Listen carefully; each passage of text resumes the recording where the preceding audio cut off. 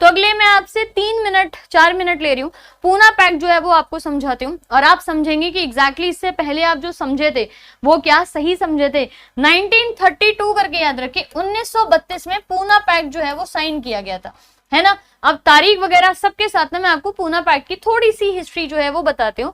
1932 से पहले एक कम्युनल अवार्ड जो है वो आया था, या फिर हम बिल्कुल शुरू से शुरू करते हैं। डॉक्टर BR अम्बेडकर, बाबा साहेब अम्बेडकर के नाम से जो जाने जाते हैं, भारत में सबसे ज्यादा अगर पढ़ाई उस टाइम पे भी किसी ने की थी तो BR अम्बेडकर जी के द्वारा की गई थी।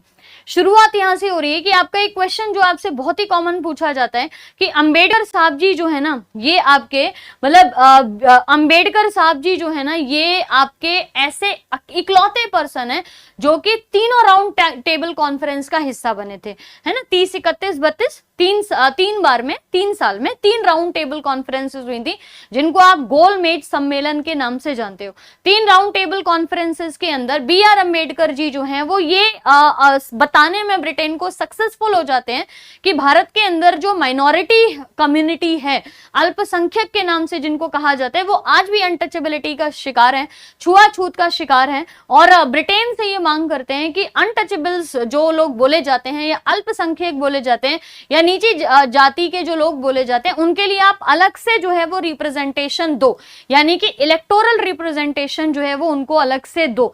3 बार जो आपकी 3 राउंड टेबल कॉन्फ्रेंसेस में से पहली और दूसरी राउंड टेबल कॉन्फ्रेंसेस में जाने के बाद अंबेडकर जी इस बात को मतलब एकदम बढ़िया तरीके से ना ब्रिटेन को समझाते। उस टाइम पे ब्रिटेन के जो हेड थे वो थे रैमसे मैकडोनाल्ड, ठीक है, रामसे मैकडोनाल्ड। वो इस चीज से सहमत हो जाते हैं कि हिंदू जो है ना, हिंदू अलग कास्ट बन गई है और माइनॉरिटीज जो हैं वो सारे के सारे अलग जो कास्ट हैं वो बन गए हैं।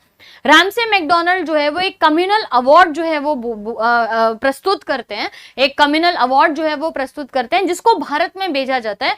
और वो कम्युनल अवार्ड भारत में आके ये बोलता है कि जो इलेक्टोरल रिप्रेजेंट है वो उसके लिए सेपरेट हम कर रहे हैं और माइनॉरिटीज को भी राइट दे रहे हैं कि वो वोट जो है वो मतलब इलेक्शन जो है वो लड़ सकते हैं। इसके लिए हम उनको रिप्रेजेंटेशन देंगे, यानी कि कुछ सीट्स जो है वो यहाँ पे देने वाले हैं। इतनी चीज समझ आ गई। अब इस चीज से सबसे ज्यादा प्रॉब्लम जो है वो किसको हो रही है? गांधी जी को हो रही है। अब आपने वैसे तो सुना होगा कि गांधी जी जो है वो अनटचेबल, छुआछूत नहीं होनी चाहिए करके, ऐसा उन्होंने बहुत ज्यादा जो है वो वक्तव्य अपने दिए थे।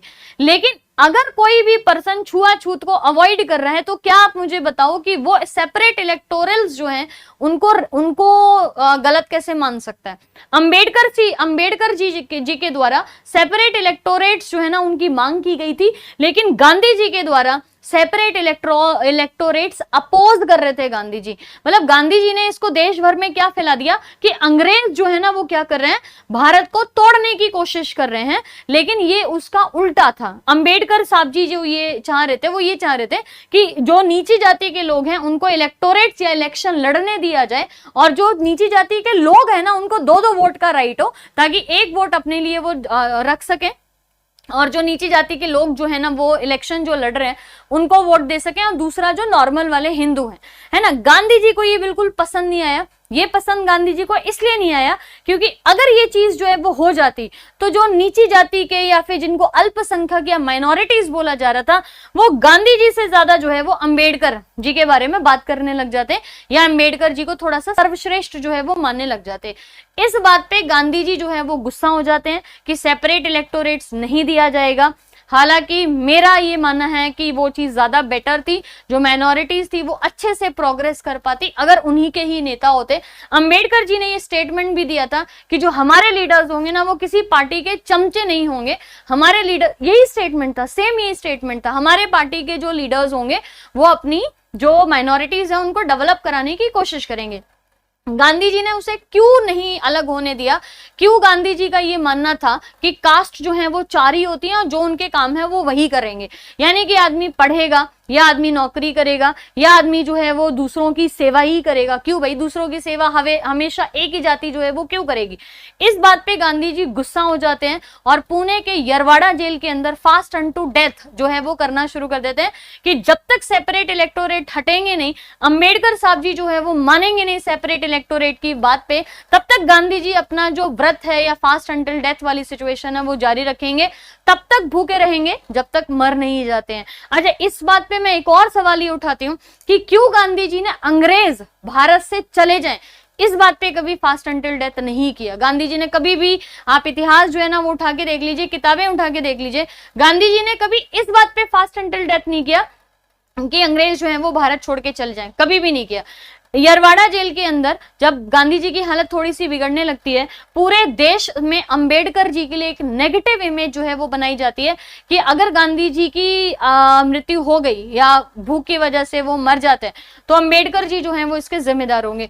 कस्तूरबा गांधी जी जो हैं वो अपनी झोली फैलाते हुए, लिटरली एक किताब के अंदर यही लिखा हुआ है कि कस्तूरबा गांधी जी अपनी झोली फैलाते हुए अंबेडकर जी के पास गई थी कि गांधी जी को जो है वो बचा लीजिए। और पूना पैक्ट अंबेडकर साहब जी ने रोते हुए साइन किया था, जो बहुत ही ऑथेंटिक ऑथर्स के किताबों में भी लिखा हुआ है कि पूना पैक्ट को अंबेडकर जी ने रोते हुए साइन किया था 1932 में।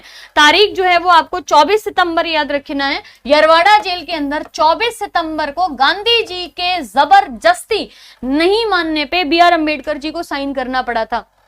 इसी चक्कर में अंबेडकर जी ने रिजर्वेशन मांगी थी और इसी चक्कर में अंबेडकर जी को इतना तो समझ आ गया था कि ये जो दो चार बुद्धिजीवी बैठे हुए हैं ना, ये अगर यही चीजें चलती रही ना तो ये माइनॉरिटीज को कभी पनपने देंगे नहीं और माइनॉरिटीज का डेवलपमेंट होने नहीं देंगे। आरक्षण अगर होता ही नहीं, अगर बी आर अंबेडकर जी की बात उस दिन गांधी जी मान गए होते और सेपरेट इलेक्टोरेट्स जो हैं वो थोड़े से दे दिए होते, हालांकि उसके भी खुद के नेगेटिव पॉइंट कुछ ना कुछ होते, लेकिन रिजर्वेशन वाली बात जो है ना वो ना आती। जब रिजर्वेशन वाली बात हम पहले बोल रहे थे तब भी मैंने आपको ये बात स्टेटमेंट दी थी कि जब तक चीजें बिल्कुल बेस से क्लियर नहीं हो ना तब तक किसी चीज पे बोलना नहीं चाहिए। गांधी जी की वजह से तो 2-3 क्वेश्चन इस चीज को लेके गांधी जी पे उठाए जाते हैं कि क्यों आप ये चाह रहे थे कि सोसाइटी 4 पार्ट्स में डिवाइड, मतलब 4 ही पार्ट्स में रहे, क्यों नहीं सोसाइटी जो है वो कॉमन होनी चाहिए, यानी कि इकट्ठी होनी चाहिए। एक तरफ जो है ना आप सोसाइटीज को डिवाइड भी नहीं करना चाह रहे हो और एक तरफ ही आप ये भी कह रहे हो कि डिप्लोमेसी मतलब अनटचेबिलिटी नहीं होना चाहिए, तो डिप्लोमेटिक बिहेवियर जो है वो नहीं करा जाता। ये जब को सब कुछ साइन हो गया और अंबेडकर जी के साइन करने के बाद गांधी जी जो है वो मान जाते हैं, तब अंबेडकर जी के द्वारा एक स्टेटमेंट दिया गया था। हालांकि आप में से हो सकता है कई लोगों को ये स्टेटमेंट ना पता हो, पर शायद आप सुन के शॉक्ड हो जाएंगे। अंबेडकर जी के द्वारा उस टाइम पे ये स्टेटमेंट दिया था कि महात्मा गांधी जी, महात्मा कुछ नहीं है, वो ना अपनी जो बहुत ही चालाकी से जो है ना राजनीति जो है वो संभाल रहे हैं। ये स्टेटमेंट आप कहीं भी देख लेना, बहुत अच्छे से ऑथर्स आप लिखोगे, उस टाइम के कुछ किताबें देखोगे तो ये स्टेटमेंट जो है वो मिलेगा। तो आज रिजर्वेशन अगर है ना तो गांधी जी की वजह से, ये चीज हमेशा ना आप याद रखिएगा, ठीक है। ये बहुत ही इंपॉर्टेंट क्वेश्चन जो है वो आपका आता है, आप एग्जैक्ट डेट याद रखिए। पूना पैक्ट जो है वो 24 सितंबर 1932 को साइन हुआ था और इसके बाद माइनॉरिटीज को सेपरेट इलेक्टोरेट जो है वो देने से मना कर दिया था। हालांकि उस टाइम पे हिंदूज, जिनको कहते हैं ना लो, जो हाई कास्ट हिंदूज का जिन पे लेबल था, उन्होंने लो कास्ट हिंदूज को सेपरेट इलेक्टोरेट नहीं होने दिया। तो मेरे ख्याल अब पूना पैक्ट जो है ना वो आप थोड़ा सा समझ गए होंगे, समझो ना। एक बार मैं आपको इसका डिटेल वीडियो भी कर दूंगी। हाँ जी, अंबेडकर जी की देखो ये स्टेटमेंट आपको मैंने कई बार दी है कि अंबेडकर जी की गांधी जी से कभी भी बनती नहीं थी, आइडियोलॉजी डिफरेंट थी और अंबेडकर जी ने खुला ये स्टेटमेंट दिया था कि यहाँ पे हो रही है प्रॉपर डिप्लोमेसी। एक तरफ अनटचेबिलिटी आपको हटानी भी है, छुआछूत की बीमारी समाज से खत्म भी करनी है, लेकिन आप जो है उनको सेपरेट इलेक्टोरेट्स जो है वो नहीं भी दे रहे हो। तो इस स्टोरी को मैं थोड़ा और फैक्ट्स के साथ आपके सामने लेके आऊंगी ताकि आप समझ पाओ कि अंबेडकर जी की पहुंच और अंबेडकर जी की सोच जो है वो कहां तक थी। मतलब वो उस टाइम पे सोच लिए थे कि माइनॉरिटीज की कंडीशन इस देश के अंदर हो सकता है खराब हो, लेकिन फिर वही रिजर्वेशन का जो है वो चीजें हो जा रही हैं। चलिए कोई बात नहीं, डिटेल में पढ़ेंगे तो चीजें समझ आएंगी।